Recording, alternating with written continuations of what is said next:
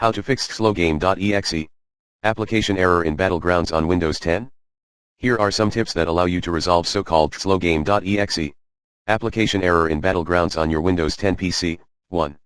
Back up your personal data, then reset your computer. 2.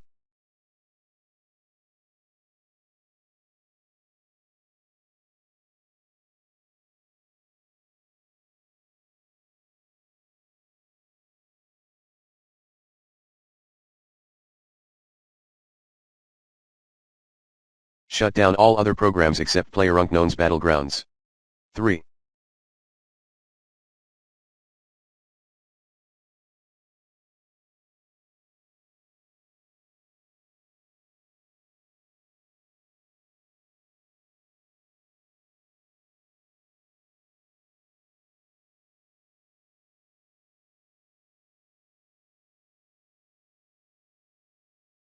Run the Steam client as the administrator. 4.